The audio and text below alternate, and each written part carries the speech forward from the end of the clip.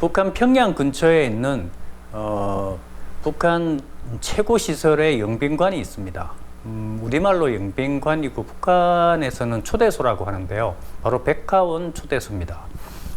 2009년 빌 클린턴 전 미국 대통령, 노무현 전 대통령, 그리고 이제 박근혜 대통령, 최근에는 러시아 외무상도 이 백화원 초대소에서 회담과 만찬을 했다는 이야기가 있습니다. 백화원 초대소는 해외의 기빈들이 주로 이제 이 북한의 지도자라든가 이렇게 어떤 최고위 이 정치인들과 함께 회담을 하거나 만찬을 하는 그런 장소이고요. 그런 이제 행사들이 다 끝나고 나면 이제 주로 모여서 이제 기념 촬영을 하게 되죠. 이 기념 촬영을 하는 이제 배경에 이 커다란 그림이 이제 있습니다. 이 그림은 아무래도 그 이제 해외의 그 기빈들을 모시는 자리이고 또 그 해외 기빈들과의 회담의 내용과 그 이제 그 그림이 또 맞기도 좀 해야 되고 그러다 보면 이제 북한에서 굉장히 명작이거나 아주 유명한 그림 뭐 이런 작품들이 아무래도 선별되어서 배경의 역할을 할 수밖에 없죠. 바로 이 백화원 초대소 그 배경 그림에 파도 그림이 있습니다. 아주 거대한 벽면 크기에 역동적으로 이제 파도가 치는 이런 이제 모습을 그려놓은 건데 이 파도 그림을 이제 그린 화가가 북한의 조선화를 그리는 김성근 화백입니다. 김성근 화백은 그 북한에서 파도화가라고 불립니다. 또 심지어는 그 김성근 화백의 김이라는 성씨와 파도를 합쳐서 김파도라고 이렇게 별명을 부를 정도로 파도 전문 화가로 유명한 사람이죠. 김성근 화백은 1945년생입니다. 북한에서 태어났고요. 지금은 이제 원로 화가에 속하죠. 그 김성근 화백이 처음부터 이제 그 그림의 재능은 있었지만 뭐 그 시대 상황이 다시 말하면 뭐 60, 70년대 김성근 화백이 이제 뭐 10대 말이나 20대 초반 이럴 때는 북한도 뭐 전후복구라든가 되게 이제 사정이 복잡한 경우가 많아서 김성근 화백은 그 뭐 이렇게 전문 미술 교육을 받지 못했습니다. 뭐 공장에도 한 몇 년간 들어가서 일을 했고요. 또 군대도 갔다 오고 난 이후에 그 재능을 인정받아서 만수대 창작사로 바로 발탁이 돼서 들어갑니다. 일종의 뭐 특채라고 할 수 있죠. 보통 이제 만수대 창작사 같은 경우는 이제 뭐 미술대학, 이제 평양 미술대학이나 뭐 다른 여타의 미술대학을 나와서 거기에 어떤 실력에 따라서 이제 배치가 되는 것이 일반적인데 김성근 화백은 미대를 나오지 않고도 이제 만수대 창작사에서 이제 활동을 하게 됩니다. 뭐 북한의 기록에 따르면은 이제 만수대에서 창작 활동을 하면서 이 평양 미대를 이제 방송통신 형태로 졸업을 했다라고 이야기를 합니다. 김성근 화백이 처음부터 파도 그림을 그린 것은 아닙니다. 김성근 화백이 한 40세 정도가 되는 1987년부터 이제 파도 그림을 좀 전문적으로 그리기 시작하는데 그 전까지는 이제 만수대 창작사에서 이제 업무가 있죠, 그죠? 뭐 집체 창작이나 뭐 여러 가지 그 국가 사업이라든가 국가 미술 사업이죠. 이런 것들에서 뭐 한 일원으로서 그런 창작을 하거나 또 주로 뭐 명승지 같은 풍경화도 많이 그렸다고 이야기를 하는데 뭐 파도를 전문적으로 그리지는 않았습니다.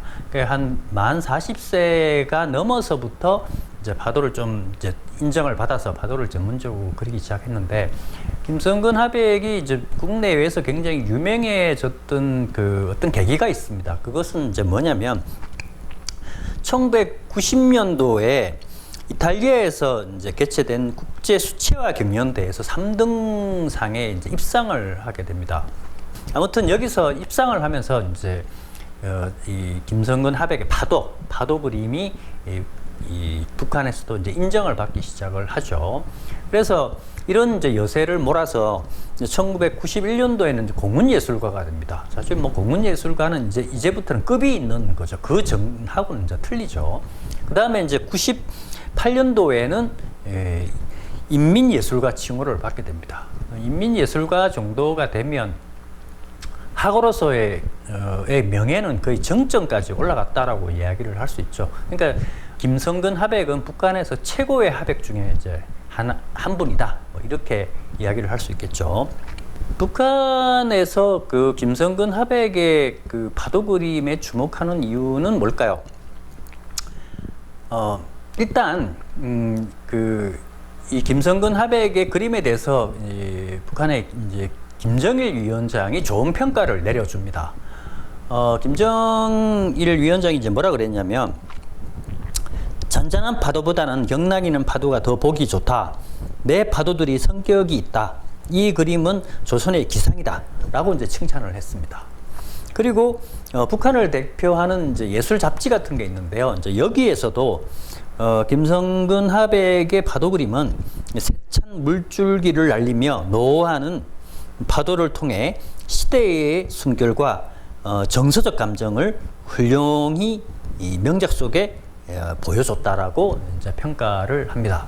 1990년대는 김정일 시대입니다. 그러니까 김정일 시대는 이 국내외적으로 굉장히 많은 일이 있었죠. 뭐 러시아와 중국 간의 관계, 그 다음에 뭡니까 고난의 행군도 있고 미사일 문제도 복잡하게 있었던 그런 굉장히 역동적인 시대였고, 그런 시대에 김성근 하백의 파도 그림이 잘 부합했다는 이야기를 하는 겁니다.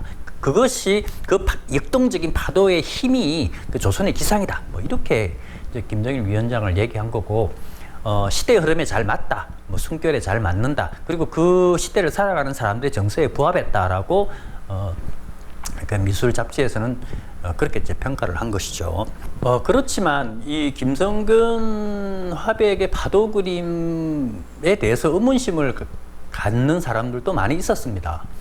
이게 이제 일단은 그 김성근 화백의 파도 그림 이전에는 파도 그림이 없었다는 이야기죠. 다르게 얘기하면 바다 그림은 있습니다. 그러니까 김성근 화백의 그림은 바다를 이제 그린 건 아니에요. 그러니까 바다가 파도를 포함하고 있긴 하지만 바다는 보통 하나의 배경 역할을 하죠. 그런데 김성근 하백은 그 바다가 아니라 파도만 집중적으로 선택을 해서 이제 그립니다. 그러니까 바다는 보조고 파도가 중심인 거죠. 심지어는 거기 나오는 그림 속에 나오는 기암절벽이라든가 아니면 건물이라든가 이런 것도 좀 나오는데, 이런 것들이 다 파도의 배경으로 반대가 되는 거죠. 보통은 기암절벽이라든가 건물, 혁명사적 같은 그런 건물이 이제 이 주 형상이 되고, 이제 이 파도는 배경으로 역할을 하게 되는데 보조 역할이죠. 김성근 하백은 이걸 바꿔놓습니다. 파도가 이제 주 형상이고,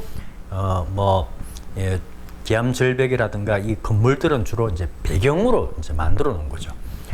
이런 그림들에 대해서 북한에서도 상당히 좀 우려를 하는 부분이 있었습니다. 이제 그 이유는 뭐냐면,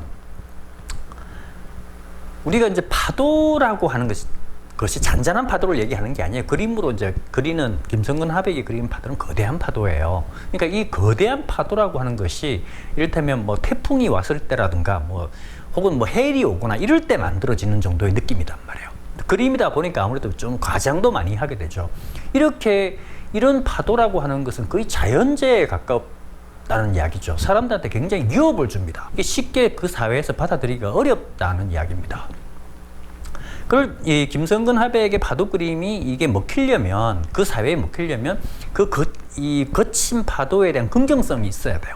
이걸 좋게 받아들여야 된다는 거죠. 근데 사람을 위협할 수 있는 거대한 파도가 쉽게 사람들이 수용할 수 있는 것은 아니죠. 이제 이런 문제를 이제 김성근 하백도 많이 생각을 했던 것 같아요. 그러니까 처음부터 파도만 그리기 이전에, 파도 그림을 인정받기 전에 여러 과정을 통해 가지고 이제 이게 한번 제시를 해보는 거죠. 일단은 뭐냐면 이제 이 혁명사적을 그리는 하나의 이제 요소로서 파도도 함께 이제 그리게 되는 경우가 생겼는데, 이를테면 뭐 혁명사적이라는 게 뭐 독립투쟁이라든가 혹은 뭐 여러 이제 그 북한 내부에 관련된 이제 특정한 사건들과 연관된 어떤 그런 해안가의 유적들이 있단 말이죠. 이 유적을 표현하는 데 있어서 밋밋한 파도 혹은 바다만 그렸을 때의 느낌과 이 이제 아주 거치고 역동적인 파도를 그렸을 때의 느낌이 완전히 이제 다르게 이제 다가온다는 이야기입니다. 이제 이게 무슨 말이냐면, 북한에서는 혁명을 이제 과거에 있었던 그냥 그 지나갔던 일로 생각을 하지 않아요. 혁명은 계속 되어야 된다. 뭐 대를 이어서 혁명이 일어나야 된다라고 생각을 하고 혁명의 연속성이라든가 역동성을 강조해요. 그러니까 그 혁명사적, 그 혁명성이 깃든 혁명사적을 표현할 때 이 굉장히 역동적인 파도와 결합했을 때 그 혁명성이라고 하는 것이 더욱더 부각되고 더욱더 활기차게 이제 표현을 할 수 있다는 것이죠. 이런 요소들과 결합을 하면서 이 무섭고 거친 파도가 반대로 이 혁명의 가치를 높여주는 역동성의 역할을 이제 하기 시작하면서 북한 사람들도 이것을 이제 수용하기 시작을 했다는 이야기입니다.